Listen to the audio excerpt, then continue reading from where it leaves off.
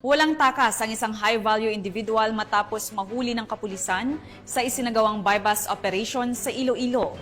Ang kabuuan ng balita mula kay Patrolwoman Justin May Halores. Arestado ng mga operatiba ng Iloilo City Police Station 4 ang isang hinihinalang high-value individual sa isinagawang bypass operation. Nito lamang ika-19 ng Mayo taong kasalukuyan sa Zone 3, Barangay San Juan Molo, Iloilo City.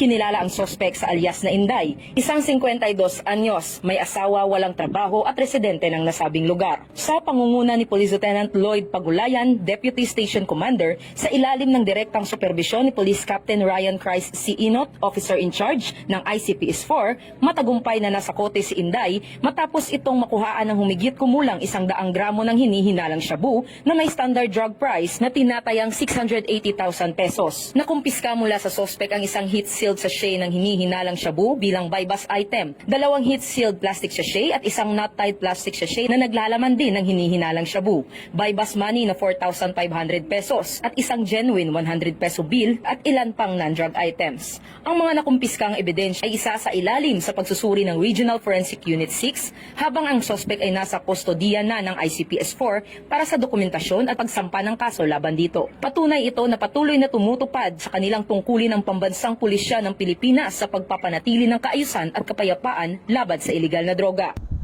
Mula rito sa Police Regional Office 6, ako ang inyong PNN Correspondent Patrolwoman Justin May Halores. Alagad na batas, tagataguyod ng Balitang Pulis.